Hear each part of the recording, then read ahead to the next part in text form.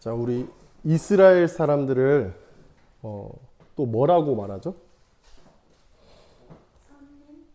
그 일반적인 그냥 칭후. 맞아요, 유대인. 유대인이 무슨 뜻인지 알아요? 그러니까 유대라는 말이 무슨 말이에요? 맞아요. 유다에서 나왔어요. 네. 유대인이란 말이 유다인이라는 뜻이에요. 그럼 여기서 이 유다는 누구겠어요? 맞아요. 바로 얘예요. 그 왜 이스라엘인을 왜 유다인이라고 했을까? 아는 사람. 이스라엘이라고 할 수 있잖아. 또 12지파가 있잖아. 요셉도 있잖아. 르우벤 장자잖아. 예수님의 핏줄이랑. 그래서 그럴까요? 예수님 이전부터 그렇게 보냈거든. 왜 그런지 알려줄게. 역사적으로 이거 좀 알 필요는 있는데 이스라엘이 솔로몬 이후에 왕국이 두 개로 나눠졌어요. 그렇죠? 어떻게 나눠졌죠? 맞아요. 북이스라엘과 남유다로 나눠졌단 말이에요. 북이스라엘 지파가 몇 개죠? 몇 개의 지파가 합쳐져 가지고 북이스라엘이 이루었죠? 10개. 10지파가 북이스라엘에 있었고, 그러면은 남쪽에는 몇 개겠어요, 당연히? 2지파죠. 그럼 그 두 지파는 하나는 유다겠고, 하나는 또 뭐죠? 베냐민이에요. 근데 내가 저번에 그 사울에 가서 이야기할 때 베냐민 지파 씨가 발랐다고 그때 말했잖아요. 기억나죠? 남자가 600명이라 베냐민 지파 씨가 발랐단 말이야. 그럼 실질적으로 남유다라고 하는 이유가 있는 거예요. 베냐민 지파는 거의 없다시피 하는 이런 거예요. 그냥 유다에 거의 흡수된 수준이고 남쪽은 그냥 남유다라고 보면 된다. 그래서 남유다라고 하는 거예요. 베냐민 지파는 거의 없다시피 하니까. 북이스라엘은 10지파가 전부 다 연합돼서 존재하고 있으니까 북이스라엘로 부르는 거예요. 이스라엘의 아들이니까. 야곱의 아들. 근데 누가 먼저 멸망했죠? 맞아요. 기원전 722년경에 아시리아의 침략으로 북이스라엘이 완전히 침략당해서 없어져요. 이때 북이스라엘은 이스라엘의 정체성을 완전히 잊어버렸어요. 그러니까 흡수되었다고 하죠. 우리나라가 일본의 침략을 받았을 때 우리의 민족성을 지키려고 얼마나 애를 썼어요. 신사참배도 안 하려고 하고 일본어도 안 배우려고 하고, 물론 배웠지만 그래도 내 한국어를 쓰려고 계속 하고, 그게 정체성이거든요. 근데 북이스라엘은 여호와 신앙에 대한 정체성을 거의 다 잊어버렸어요. 외국인과 결혼하고 자꾸 흡수되면서 거의 없어요. 그래서 그 지파라는 개념이 의미가 없어요. 10지파라는 그런 개념이 의미가 없어지고, 나 갓 지파 사람이야, 나 르우벤 지파 사람이야, 나 시므온 지파 사람이야, 그런 의미가 없어져 버려요. 다 섞여버리니까 희석되어 버렸어요. 오직 남쪽의 유다만이 그 혈통을 계속 유지하고 있다가 기원전 500년경에 580몇 년경에 바벨론의 침략으로 남유다도 완전히 없어졌어요. 근데도 불구하고 유다 사람들은 바벨론에 끌려가서도 계속 그 여호와 신앙을 계속 유지했어요. 그러니까 지켜냈단 말이에요. 북이스라엘 사람들 10지파는 그 신앙을 완전히 잊어버렸는데 남유다 사람은 외국으로 끌려가서도 자기 지파 여호와 신앙에 대한 정체성을 계속 지켜오다가 다시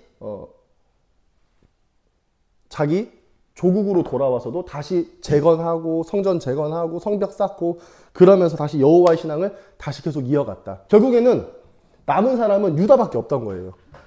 어차피 북이스라엘 다 없어졌고 베냐민은 없다시피 한 지파니까 결국 남은 게 유다 사람들 뿐이다. 그래서 유다인이라고 하는 거예요.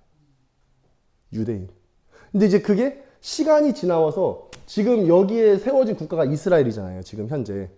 이스라엘 국가는 나라 이름인데 이스라엘 국가 안에도 아랍인도 있고 여러 가지 나라 사람들이 있어요. 그냥 이 모든 아랍인 다 통틀어서 하는 말을 그냥 이스라엘이라고 하는 거예요. 이스라엘 사람. 근데 여기서 아랍인 제외하고 모두 제외하고 오직 순수 유다 혈통을 지닌 사람들을 유대인이라고 하는 거예요. 아시겠죠? 그래서 지금까지도 유대인들은 자기들의 순수 혈통을 지키려고 그러니까 유대인이란 말은 유대인과 이스라엘인이다라는 말의 차이점은 뭐냐면은 나라 국적이 나는 이스라엘이다. 이스라엘 안에 살고 있으니까 난 이스라엘인이다. 그게 이스라엘인이란 말이고 우리는 민족의 혈통, 여호와 신앙에 대한 혈통을 지키고 있다라는 것을 의미하는 게 유다인이라는 거예요. 그 차이에. 알겠죠? 그러니까 유다인이라는 말이 좀 더 신앙적이고 정통성 있는 말이라는 것을 여러분들이 일단 알고 시작해야 될 것 같아요. 그래서 역사적으로 보면은 결국 남은 자는 유대인들 뿐이다. 유다인들 뿐이다. 그래서 유다인이라고 부른다. 그것은 이제 역사적이고 하나님의 섭리가 또 이 안에도 숨어 있어요. 이제 계속해서 그 이야기를 한번 해볼게요. 그럼 이스라엘은 왜 전쟁을 일으키고 말리신 거예요? 아, 최근에요? 그러니까 유다에 대한 혈통을 완전히 잊어버렸죠. 사실은 오늘 이제 성경 말씀 읽다 보면 알겠는데 유다는 사랑의 사람이에요. 희생의 사람이고 대속의 사람인데 지금 유다인들은 그걸 완전히 잊어버렸잖아요. 성민인 것만 그냥 그 어떤 그러니까 자기가 어떤 자존심, 명예만은 취하고 유다처럼 살 것을 포기한 거예요. 그래서 그런 일들을 하는 거예요. 유다는 전쟁을 일으키는 사람이 아니에요. 메시아의 예표예요. 평화의 메시아의 예표. 근데 그걸 잊어버린 사람이에요. 지금은. 자, 계속 한번 이야기해 볼게요. 자, 우리 오늘 성경에 보면은 이제 마지막 클라이맥스 부분이에요. 여기가 요셉 이야기에서 가장 중간에서 절정을 이루는 부분인데 요셉은 모든 면에서 탁월했어요. 자, 우리 요셉이 뭐가 부족한지 한번 볼까요? 요셉한테 부족한 점이 뭐가 있었을까요? 부장님, 요셉한테 부족한 게 뭐가 있었을 것 같아요? 하나만 말해봐. 하나. 조금 요새 표현을 하면 유도리가 없었다. 유도리가 없었다. 그러니까 네. 약간 이럴 때는 약간 이렇게 소나기는 피하고 보자라는 게 없이 그냥 오름이 있으면 오름을 그대로 표현하는. 정직하고 네. 예를 들어 보디발의 아내가 유혹해도 막 그런 어떤. 그쵸. 네. 맞아요. 그러니까 사실은 제가 일부러 그런 질문을 한 이유는 요셉한테 흠이 없었기 때문에 그래요. 단점이 없었어요. 굳이 찾자면 그런 건데 요새는 일단은 봐. 외모도 너무 잘생겼어요. 그리고 그쵸. 그리고 영적으로 엄청 깨어 있었어요. 꿈에 대한 해석과 하나님에 대한 연결. 그러니까 신앙도 매우 탁월했고 성품적으로도 매우 강직하고 정직하고 그냥 아주 뛰어났죠. 그리고 지혜로웠어요. 그리고 애굽 전체를 다스릴 만한 어떤 그런 총명과 리더십도 있었어요. 그죠? 그러니까 뭐 형들을 시험할 수 있는 마음. 그러니까 그런 모든 한마디로 우리는 이런 사람을 뭐라고 해요? 완벽한 남자. 왜? 완벽한 육각형. 완벽한 육각형. 진짜로. 도대체 부족한 게 뭔지를 못 찾겠어. 심지어 애굽의 총리까지 됐어요. 권력도 가지고 있고 부도 가지고 있고 그냥 모든 게 완벽해요. 하나님한테 사랑받지, 사람한테 존경받지, 성품적으로 뛰어나지, 밑바닥부터 치고 올라왔지. 그걸 견뎌낸 인내와 절제를 가지고 있었지. 영적으로도. 그러니까 한마디로 그냥 요셉은요 완벽한 인간이에요. 도저히 흠을 찾을 수 없는, 진짜 이런 사람이 성경에 몇이나 있을까 싶을 정도로 그거 좀 유일하다고 봐야죠. 이런 완벽한 육각형의 인간은 전 세계를 뒤집어 봐도 유일무이한 사람이에요. 자, 요셉은 탁월했습니다. 자, 근데 메시아가 누구로부터 나와요? 메시아가 누구로부터 나와? 사람이 유다. 마리아부터 태어난 건 맞아요. 근데 오늘 지파로 설명하자면 메시아는 요셉으로부터 나오지 않아요. 분명히 요셉은 정말 탁월하고 진짜 하늘의 별처럼, 하늘의 태양처럼 진짜 빛나는 존재였어요. 성경에서 보면은 요셉밖에 안 보여요. 창세기에 보면은. 아브라함도 있고 이삭도 있고 야곱도 있고 다 있는데 요셉밖에 안 보인다니까요. 창세기에 보면은. 요셉은 탁월하고 빛나는 사람이었어요. 요셉 이야기에서 요셉밖에 안 보여요. 당연히. 근데 제가 그때 저번에 말했죠. 요셉 이야기의 주인공은 요셉인데 또 다른 주인공이 있다고. 그게 바로 유다라고. 자, 유다는 제가 저번 주에 유다와 다말 이야기를 했잖아요. 유다는 어떤 사람이었죠? 죄 많은 사람이었어요.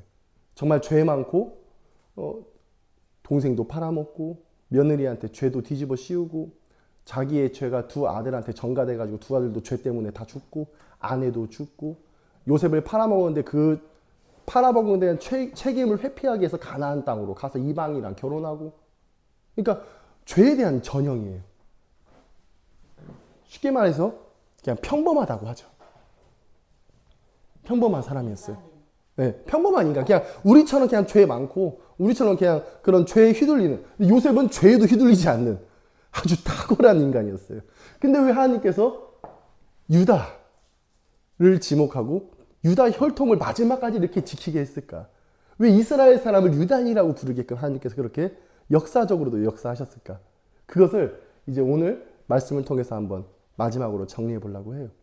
자, 먼저 요셉이 성경에 보면은 3번 울어요. 3번 울어.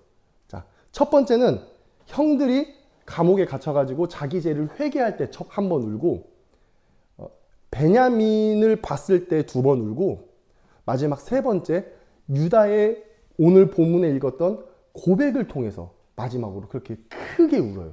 그러니까 3번의 울음이 점차 커지다가 마지막 유다를 통해서 요셉이 시종하는 자들 앞에서 그 정을 억제하지 못하여 45장 1절이에요. 요셉이 시종하는 자들 앞에서 그 정을 억제하지 못하여 소리질러 모든 사람을 자기에게 물러가라 하고 그 형제들에게 자기를 알리니 그때에 그와 함께한 다른 사람이 없더라. 요셉이 큰 소리로 우니 애굽 사람에게 들리며 바로의 궁중까지 들리더라. 그러니까 요셉이 얼마나 크게 울었는지 알 수 있는 대목이에요. 자, 유다가 오늘 성경 본문처럼 유다가 오늘 읽었잖아요. 제가 일부러 본문이 긴데도 불구하고 제가 끝까지 읽게 한 이유가 있어요. 베냐민의 가방에서 요셉의 은잔이 발견됐어요. 자, 우리 저번 주 이야기 계속 한번 이어서 해볼게요.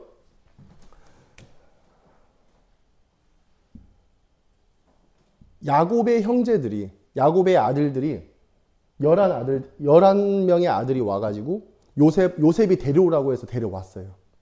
그리고 나서 잔치를 베풀고 이제 곡식도 주고 다 주면서 이제 너희 집으로 가라, 돌아가라고 했어요. 이때까지는 요셉은 자기의 정체를 밝히지 않은 채로 다 주고 돌려보냈어요. 그리고 베냐민의 가방에만 자기 은잔을 숨겨뒀단 말이에요. 그리고 그 형제들이 이집트를 떠나가지고 한 2km 갔을까요? 1km 갔을까요? 그때쯤 됐을 때 급하게 이제 요셉의 부하가 병력을 이끌고 쫓아왔어요. 그리고 말하기를 너희가 어찌 은혜를 원수로 갚느냐라고 말하면서 그들을 책망해요. 그러니까 이제 이 야곱의 아들들이 당황하죠. 아니 도대체 우리가 무슨 죄를 지었단 말입니까? 도대체 우리가 뭔 잘못을 했죠? 아니 지금 우리 주인님의 은잔이 없어졌다. 그거 점치는 데 사용하는 건데 물론 거짓말이에요. 요셉이 실제로 점을 친 건 아니고 그냥 그만큼 중요하다는 물건이라는 것을 강조하기 위해서 그 말하는 거예요. 우리 주인님이 점치는 은잔이 있는데 니들이 없어졌다. 니들이 그 훔쳐간 거 아니냐라고 의심을 하는 거예요. 없어졌으니까. 그러니까 이 형제들은 당연히 야곱의 아들들로서 여호와의 신앙을 가진 사람으로서 그런 짓을 할 사람들이 절대 아니에요. 그래서 우리가 안 가져갔어요. 르우벤부터 형들이 저희가 안 가져갔어요. 만약에 가져간 사람이 있다면은 그 발견된 사람은 당장 죽어도 쌉니다. 당장 죽이겠습니다. 그렇게 말을 해요. 그래서 그래? 그러면 알겠다 해가지고 첫째 르우벤부터 시작해가지고 가방을 뒤져요. 르우벤 가방을 여니까 없어. 이제 시므온 가방 보니까 이제 없어. 레위 가방 보니까 없어. 유다 가방 보니까 없어. 그런 식으로 첫째부터 10번째 아들까지 다 뒤져보니까 안 보이는 거야. 형들 입장에서는 당연히 그럼 그렇지. 당연히 없지. 이번에 그냥 지나가는 해프닝이야. 이제 그냥 그렇게 생각하는 찰나에 마지막 11번째 자기 막내 동생 베냐민의 가방을 딱 여니까 그 가방 맨 위에 은잔이 있는 거예요. 그러니까 형들이 오열을 하는 거예요. 왜냐면은 분명히 아빠한테 약속했거든요. 야곱한테 약속을 했어. 저희가 베냐민을 꼭 책임지고 데려오겠습니다.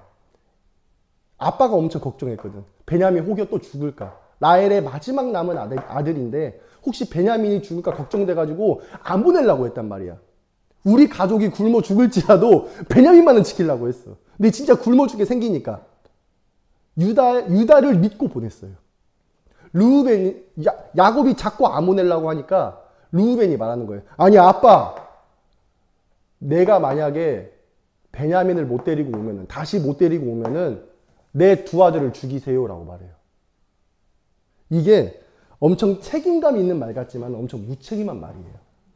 야곱은 살인을 싫어해. 안 그래도 지금 요셉이 죽었는데 또 내 손자까지 죽이라고, 내 손으로? 엄청 상처를 입히는 말이에요. 르우벤의 말은. 내 두 아들을 죽이세요. 내가 베냐민을 못 데리고 오면 내 두 아들을 죽이세요. 이것은 엄청 상처를 입히는 말이에요. 아빠를 엄청 책망하는 말이고, 르우벤은 자기가 책임지지 못할 것을 자기 아들한테 전가하는 그런 무책임한 말을 하고 있는 거예요. 근데 거기서 유다가 말을 하는 거예요.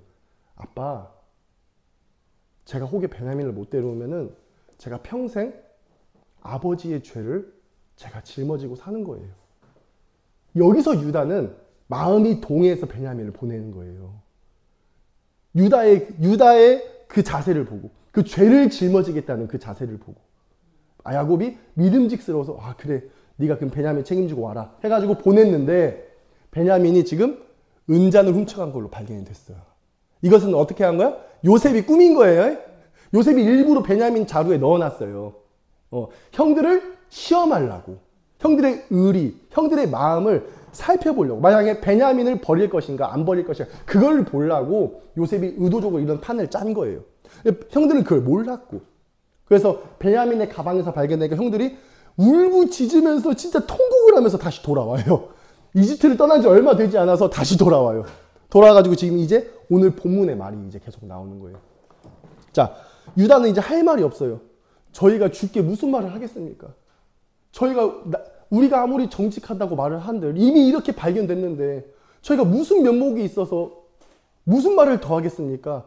당신이 내려주는 처벌을 저희가 받겠습니다 라고 고백을 해요. 그러니까 요셉이 말하기를 됐다 그러지 말고 은잔이 발견된 그놈만 내가 잡아다가 노예로 삼겠다, 그 말을 해요. 그러니까 유다가 이제 거기서 대속의 가능성을 본 거예요.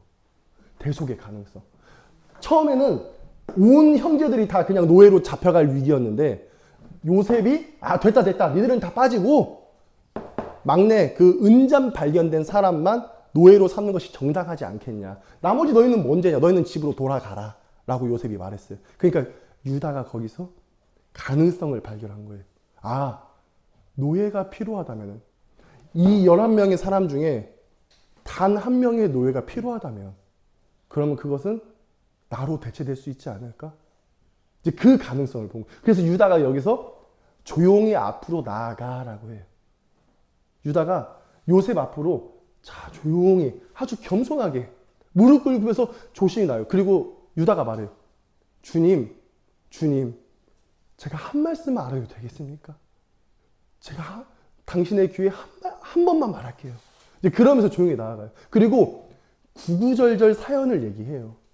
저희 아버지가 이렇고, 저희 아버지한테 제가 이렇게 맹세를 했고 이렇게 말을 했는데 저희 아버지랑 베냐민이랑 목숨이 하나라서 같이 연결돼 있어서 베냐민이 없이 돌아가면은 저희 아버지는 자살할 거예요. 그러니까 지금 돌려서 말하는 거예요.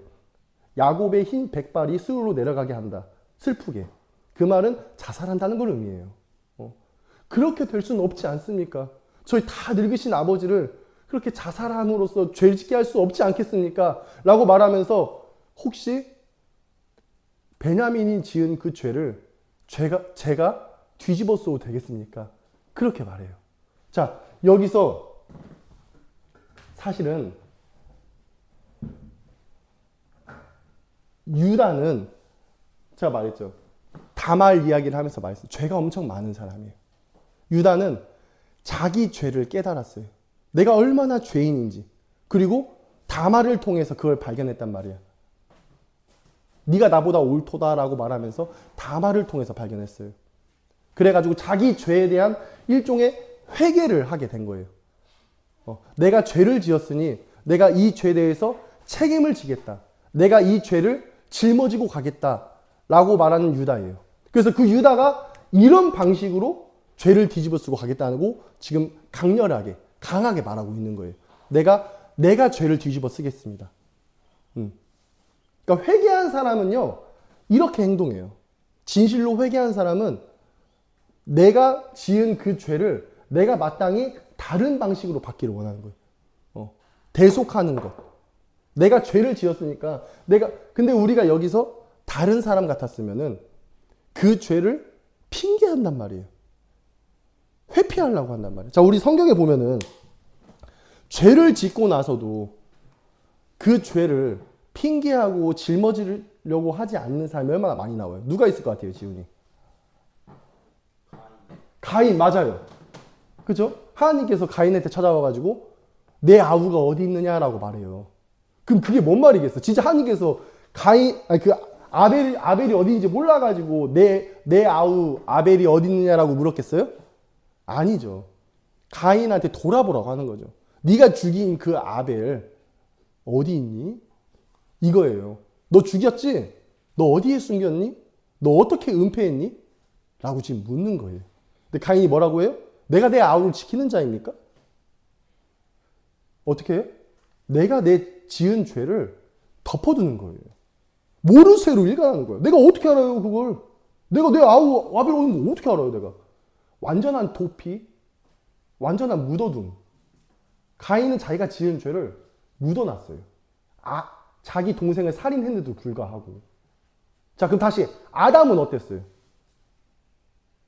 아담은 선악과를 따먹었어. 하나님께서 하지 말라는 걸 했어요. 근데 아담이 말하기를 하나님께서 내게 주신 여자가 먹게 했습니다라고 해요. 여기서 중요해요. 하나님께서 내게 주신 여자. 지금 아담은 자기가 지은 죄를 누구한테 전가시켜요? 하나님과 그 여자한테 전가시켜요. 하나님께서 내게 주신 여자라고 해요. 그러니까 한마디로 하나님께서 내게 주지 않았더라면 이런 말이 지금 전제되어 있는 거예요. 아담은 자기 죄를 누구한테 전가시켜요? 하와한테 전가시켜요. 책임을 안 진다는 거예요. 그럼 하와는 또 어떻게 해요? 뱀이 나를 꾀했습니다라고 해요. 하와도 자기가 죄를 책임지지 않아요. 뱀이 저랬어요 라고 말해요.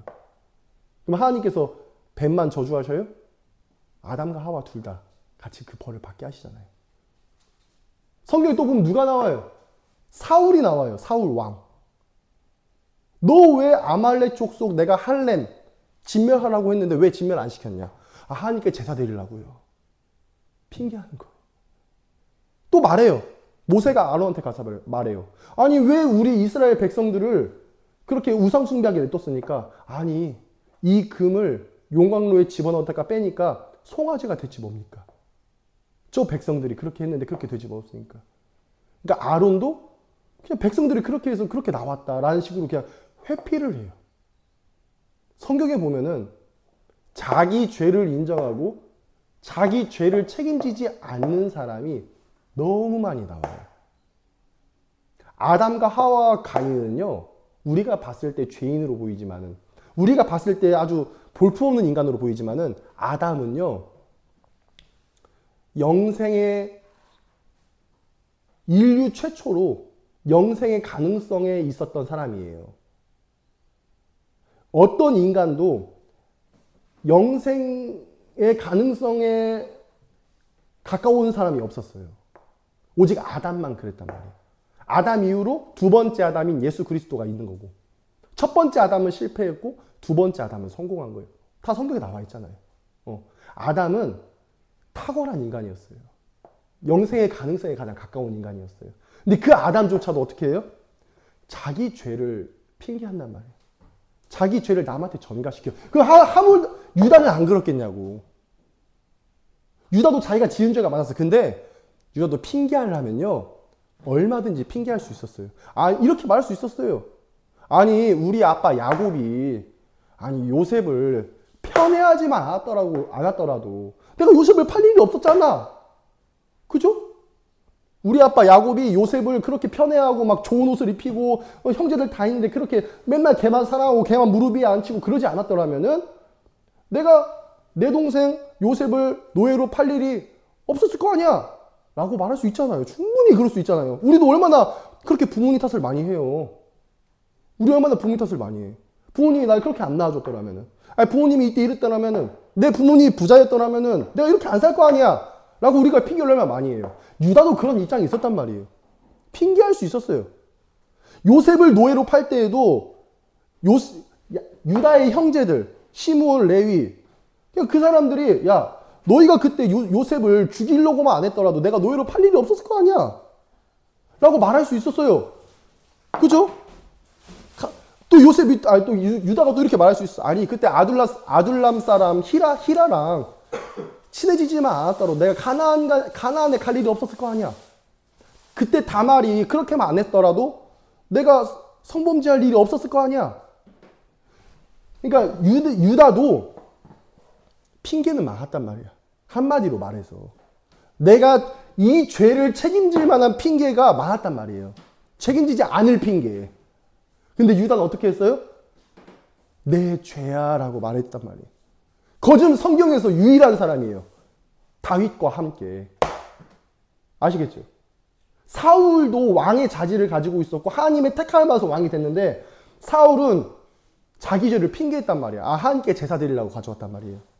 다윗은 근데 그렇게 하지 않았어요. 유다도 그렇게 하지 않았어. 내 죄를 핑계하지 않았어.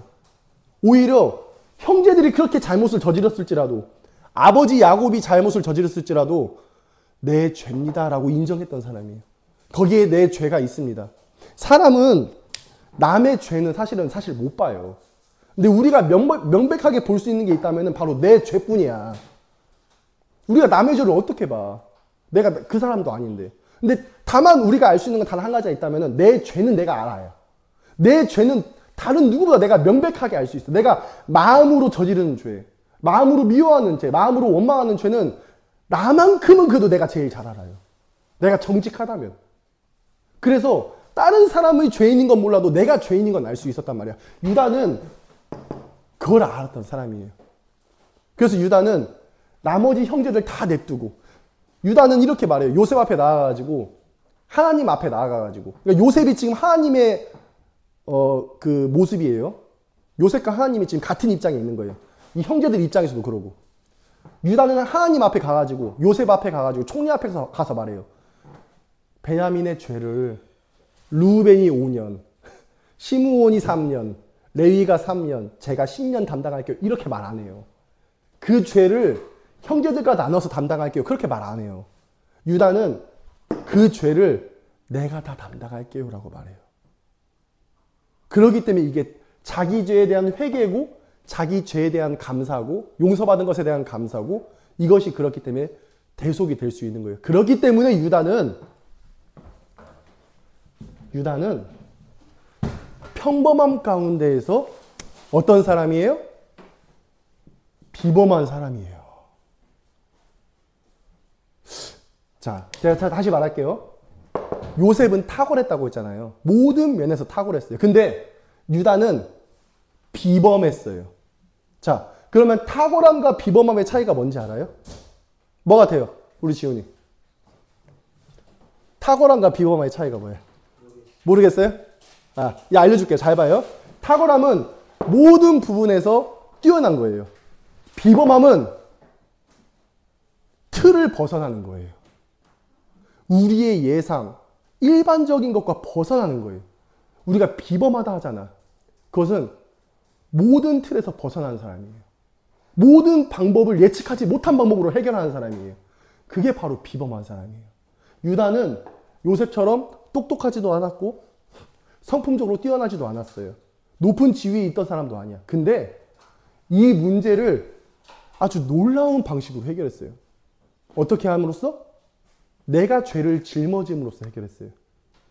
그 누구도 상상하지 못하는 방법으로, 즉 비범함으로 해결했어요. 그래서 요셉은 하늘의 별처럼 빛났어요. 근데 유다는 아주 낮은 곳에 보이지 않는 그 지하 깊은 어두운 곳에 잔잔한 물처럼 흐르고 있었던 거예요. 그래서 유다는 어때요? 유다는요, 깊어요. 깊음이 있어요. 요셉은 어때요? 높아요. 알겠어요? 자, 요셉은 이스라엘 백성, 자기 형제와 자기 가문을 살렸어요. 어떻게 해서? 총리가 돼서 살렸어요. 유다는 어떻게 살렸어요? 내가 노예가 돼서 살렸어요. 요셉은 총리가 돼서 능력과 물질의 풍요로 살렸단 말이야. 구원했단 말이야. 근데 유다는 내가 스스로 노예됨으로써, 대속함으로써, 내가 희생함으로써 형제들을 살렸단 말이에요. 아버지를 살렸단 말이에요. 그렇기 때문에 그는 비범해요. 요셉은 지혜로웠어요. 어떻게 지혜로웠어요? 말과 행동으로서 지혜로웠어요. 요셉은 말이 지혜롭게 나왔고 행동을 지혜롭게 했어요. 유다는 어땠어요? 진리를 마음에 품었어요. 그것이 드러났어요. 이게 유다의 비범함이에요. 유다는 평범했단 말이에요. 큰일 할 생각 안 했어. 우리 보면은 큰일 해야만 되는 줄 알잖아. 큰 직책 얻어야만 되는 줄 알잖아. 돈 많이 벌어야 되는 줄만 알잖아. 높은 지위에 올라야만 되는 줄 알잖아. 널리 얼굴이 알려지고 큰 교회 목사 되어야만 되는 줄 알잖아요. 그게 아니에요. 진짜는 평범함 가운데에서 갖는 그 비범함이에요. 유다는 침묵함으로써 회개했고 은폐됨으로써 사랑했고 그리고 구원했어요. 희생함으로써.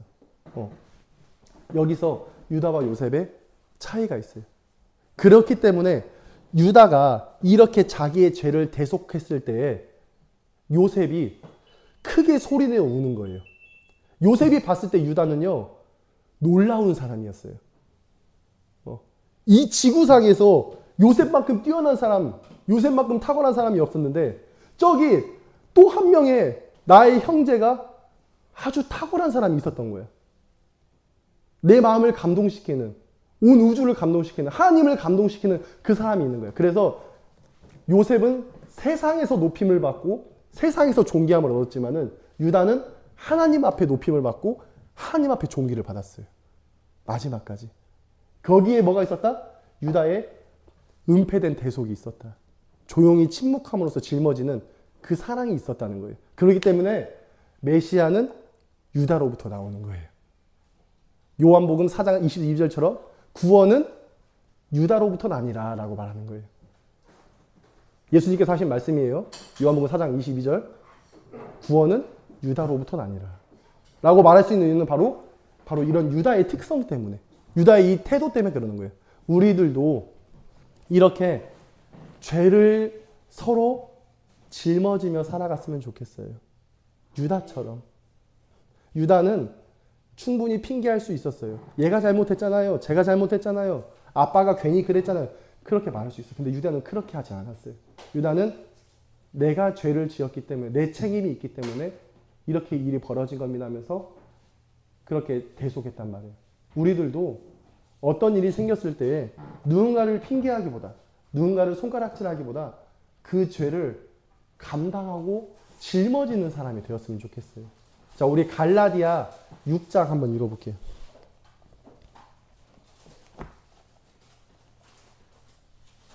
자, 갈라디아 6장 1절부터 한번 찾아보세요. 갈라디아 6장. 갈라디아 신약 성서, 제 거로는 한 300 몇 페이지에 있는데 고린도후서 뒷장에 있습니다. 고린도후서 뒷장에 보면 갈라디아서 있거든요. 갈라디아서 6장 1절부터 한번 2절까지 읽어볼게요. 시작. 형제들아, 사람이 만일 무슨 범죄한 일이 드러나거든 신령한 너희는 온유한 심령으로 그러한 자를 바로잡고 너 자신을 살펴보아 너도 시험을 받을까 두려워하라. 너희가 짐을 서로 지라. 그리하여 그리스도의 법을 성취하라. 자, 너희가 짐을 어떻게 해요? 서로 지라. 너의 죄를 지어줘줘라. 그리하여 그리스도의 법을 성취하라. 그리스도의 사랑의 법, 용서의 법을 너희가 실천하라. 라고 말해요. 몹시 어려운 거예요. 누군가의 짐을 대신 지라는 건요, 어려운 거예요. 그렇기 때문에 낙심하기가 쉬워요. 그래서 바울이 뒤에 덧붙입니다. 자, 우리 갈라디아 6장 이어서 9절 한번 읽어볼게요. 시작. 우리가 선을 행하되 낙심하지 말지니 포기하지 아니하면 때가 이름에 거두리로다. 네, 자 알겠죠? 선을 행하되 낙심하지 말라고 해요. 우리가 이웃의 죄를 지다 보면요 낙심하기 쉬워요.